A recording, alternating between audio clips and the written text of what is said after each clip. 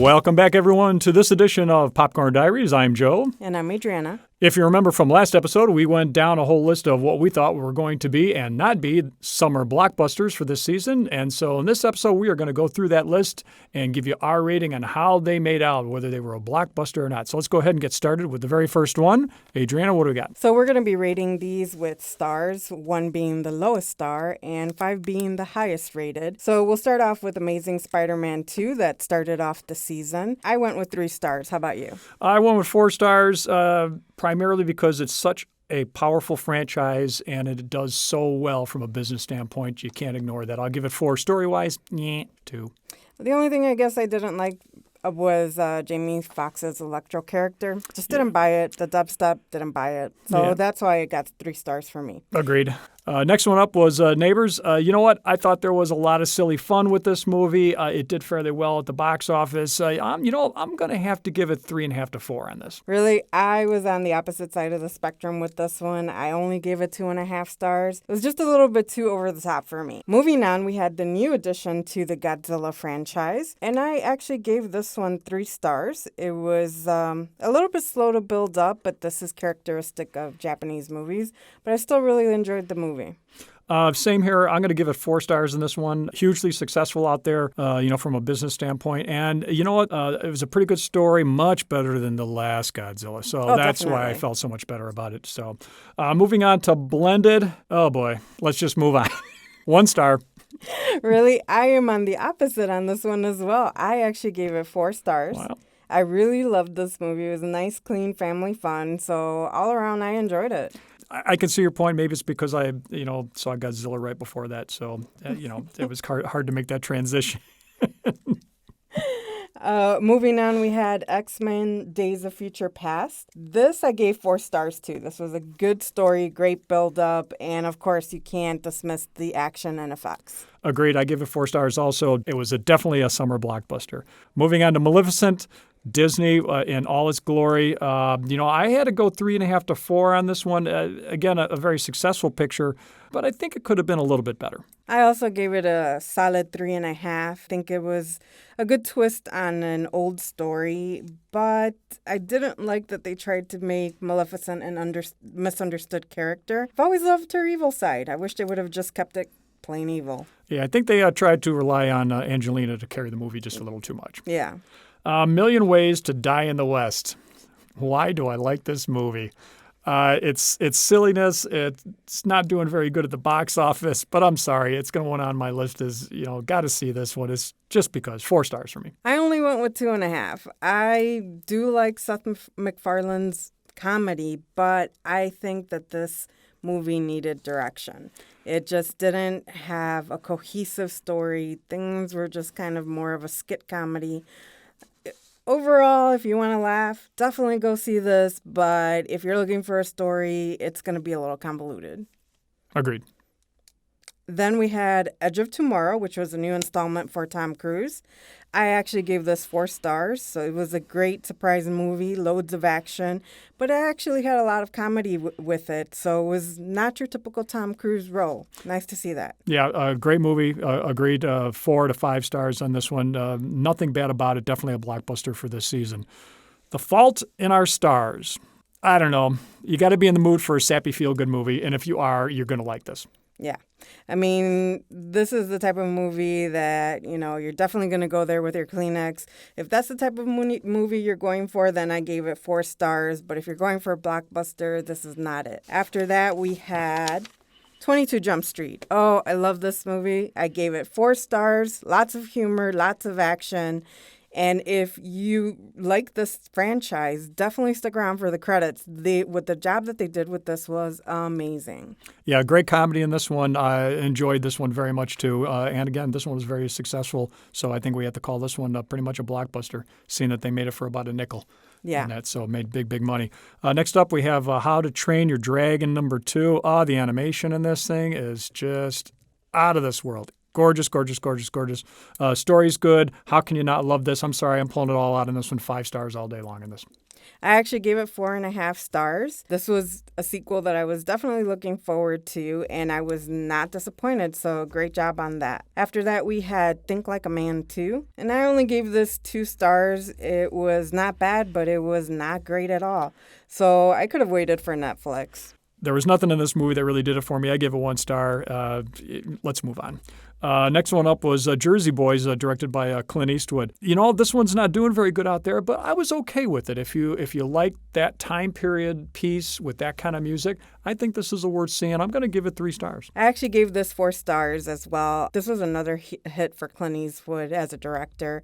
I mean, you have a great story, you have great music. What more can you ask from a movie? So if you didn't catch this in the theaters, definitely catch it when it comes out on Blu-ray and DVD because it is an amazing movie. Agreed.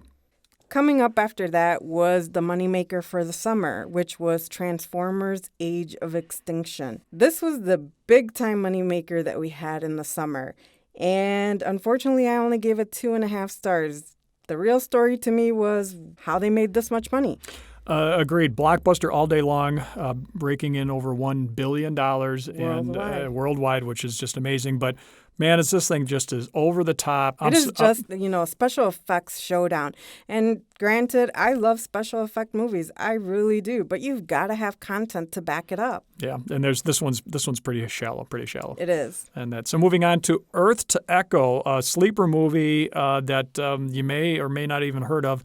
Definitely what I would consider a kid's movie in a way, but it's a feel-good movie. If you liked E.T., if you can remember that one, you're going to like this.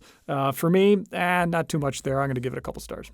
Yeah, I was the same. I only gave it 2 stars. The characters needed a lot more development in this movie, but if you want to take your kids out to see a movie or if you want to rent this for your kids, definitely do so. So after that, we had Tammy, another McCarthy film, and I gave this 2 stars. Again, we had some good laughs. It was trying to be a feel-good movie, but, there was just nonstop swearing all over the place. I give it 1 star because of the language, of course, and she just keeps playing the same character in every movie over and over and over. Move on, get away from this if she's going to continue her career in a positive direction. Next up, we have Deliver Us from Evil. 1 star all day long. There's nothing here worth seeing. I disagree. I actually disagree with you on this one. I gave this 3 stars. This was one of the better horror movies that we've seen lately. It's got some suspense. The story's, it's not completely there, but for a horror movie, it's a pretty good story. Got to be in the mood for the horror story, though. Yeah. Agreed. Dawn of the Planet of the Apes was the next one to follow this up. And I gave it 3 stars. It was hard to love this film. It has great special effects, but it's hard to buy into the story. I mean, it was just, you have to really sell yourself on it. Agreed. It could have been a little bit better. It was not as good as the one before it, but Blockbuster all day, making big money, and again, special effects and everything else, well done or beyond. So very popular out there with the movie-going audience. Purge Anarchy. So. Couple stars. A good premise. But, there was so much more they could have done with this. I agree. I gave this 2 stars. I just see this as becoming another Saw franchise. It's, gratuitous violence with a dash of story thrown into the mix. The premise is there, but it's not a good premise to throw out into the world, in my opinion. Yeah, agreed. So we followed that up with Sex Tape, which I have to say, I only gave that 1.5 stars. I could have definitely waited for this to come out on Netflix. Yeah, this one's pretty bad, folks. Unless you really want to see these actors, maybe they both needed the money, to pay some bills or something like that. But it's weak all the way around, yeah. And the numbers show that for not making much money. Next up, Hercules. It's okay. It's not great. It's not terrible. If you like this type of a style of movie, I think you'll be all right with it. So with that, I'm going to give it 2.5 to 3. I only gave it 2 stars. If you're definitely a mythology fan, you're not going to like this because they really invent their own story. It really doesn't follow the Hercules original mythology. No, it doesn't. The only redeeming quality of this movie is really the action. Which the action scenes are pretty good. Yeah. So we follow that up with Lucy, which I gave it 3 stars. It's good visuals, solid characters. The story was decent, and I generally do like Luc Besson, who directed Fifth Element, so I was pretty psyched to go see this. Yeah, this was pretty good. I was surprised at Lucy. I thought it was going to be a bomber, but boy, when once it starts going, it's there. It's a good story, and who doesn't like a chick that goes nuts? True. And just start to rip everything up. So yeah, I give it at least 3 stars, if not more. Also, that one you could probably put in the Blockbuster range. That one's making some big money too. Yeah, it's definitely still in the theaters. So if you get a chance, there's a couple theaters that are still playing it. Definitely go take a look at this one. Next up, we have Guardians of the Galaxy, the latest from the Marvel camp, if you will. You know what? I'm generally not a big fan of this one, but I was okay with this one. It's funny. There's some good parts in it. Overall, not too bad. Making huge money. If you're a Marvel fan, you will like this movie. This is the only movie this summer that I gave 5 full stars to. I really enjoyed this movie, was surprised by how great it is. Definitely high-end special effects with a decent storyline, some interesting turns, and a lot of comedy. So, I can see this movie sticking around in the theaters for a while. Hopefully it'll break some records. Definitely loved it more than Transformers. Yes, agreed. Much better than the Transformer franchise. Yeah, very much so. Teenage Mutant Ninja Turtles followed this up, and this is another franchise that was reinvented. I gave it 3 stars. It has its entertaining moments, but some of the characters, including Shredder, needed some real development. Agreed. I couldn't give it that many stars. I'm like on the 2 on this one. I'm sorry. I guess maybe because I remember the original franchise and I can't compare the two. It's just, it doesn't even come in comparison with it. So I'm going to call that one not a blockbuster, although the numbers may prove us different in time because it just did come out here fairly recently. Next one up, Into the Storm, which for all intents and purposes is a reboot of the Twister movie. If you like the Twister movie, you'll probably like this one. Well, maybe not.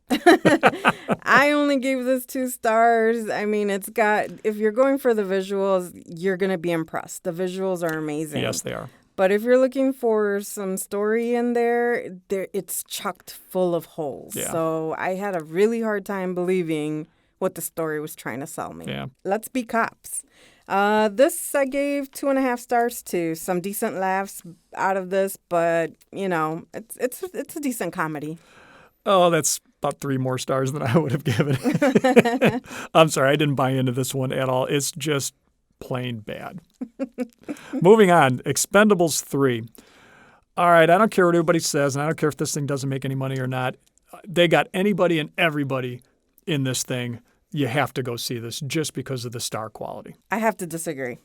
I only gave this 2.5 stars. Save your money. Wait for it to come out on Netflix. This is leaking money left and right. I mean, the budget for this was humongous, and they haven't even broke even. No. So, yeah, they really need to cut this franchise here. I don't think they will. Then we have The Giver. So this was based off a novel. Judging it against the novel, I would say I'd give it about 3 stars. Comes almost close to meeting expectations, although you do have some really great performances from Bridges and Streep. I thought the premise of this movie was really interesting. But it seems like they could have done a lot better with it. But it's not too bad. It's not too bad. I don't want to give anything away on this one. It's probably one of those sleepers that's probably worth seeing. Yeah. No doubt about it. Okay, next one up. If I Stay. Oh, let me tell you, I did not want to stay on this one.